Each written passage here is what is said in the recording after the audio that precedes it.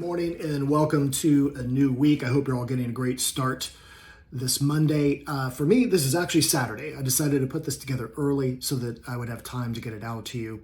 I will be on the road Monday and Tuesday in Memphis, and so really wanted to get this communication out to you all so that we can be thinking about it this week.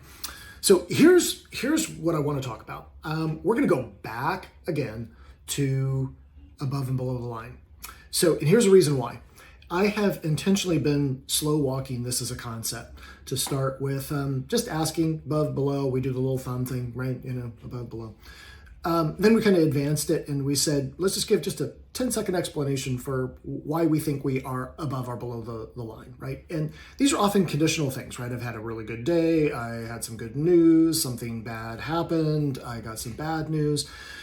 But we're going to move this even a step further. And the reason that I think we're ready for this is last week during our team meeting, there was a little bit of tension in our conversations.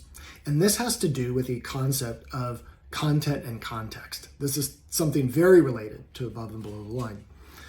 When we are asking if we are above and below the line, what we're really asking someone is, are you in a mental and emotional state where you are conscious of yourself, your own emotions, and what's going on with you in order to engage in a conversation that may be uncomfortable, that may be emotionally triggering, and be able to engage in that conversation, understanding where you are located. So if you say that you're above the line, but then someone asks you a question that makes you uncomfortable and you respond emotionally, passive aggressively, whatever that may be, you're actually below the line. There isn't any kind of middle ground. You are below the line. You are reacting from your amygdala, right? This all comes from conversational intelligence, crucial conversations, right? You're responding from your amygdala and not responding from the neocortex of, oh, that's making me uncomfortable. Why is that making me uncomfortable?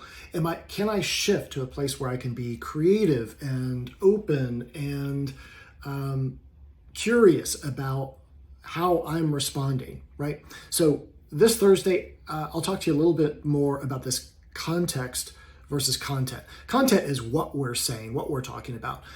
Context is how we're having that conversation.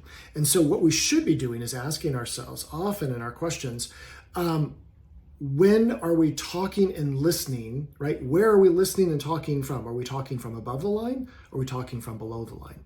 And I would challenge us that we are often talking below the line. There is not a curiosity, there's not an openness, and those do not reflect our foundation's values. And that's really what I want us to move towards. So as we're thinking about this, I would like for us to really consider what shifts need to take place in our communication in order for us to get to where we're going. And Ashley intuitively brought up crucial conversations this last week as we were talking about the power of I don't know. And this is really meaningful because when we started out as a foundation, these were things that we really integrated into our communication, was this idea of open, honest communication that we had gotten from conversational intelligence, crucial conversations.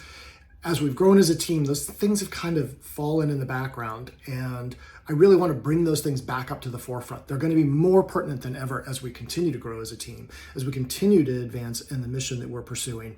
And so I would like us to really consider how we start having deeper, more meaningful conversations.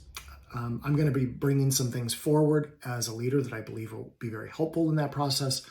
But it's also going to require that we be very open and willing to jump into that we be above the line, and that we think about how to be curious and open to those things rather than being closed, shut off, defensive, because we have a big mission ahead of us. We've got a lot to get done, and the clearer, better, more honest, transparent communication that we have, the better we'll be able to do that.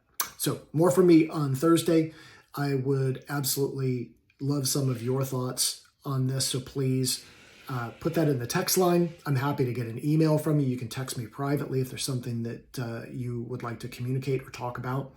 But this is important stuff. This is really where the bulk of life is. Life is a conversation. Relationships are the conversation. And if our communication is hindered, so is the relationship. And I would challenge us that that is not the best way for us to accomplish our mission and to show up as the best people we possibly can. So looking forward to seeing you all later this week. Take good care.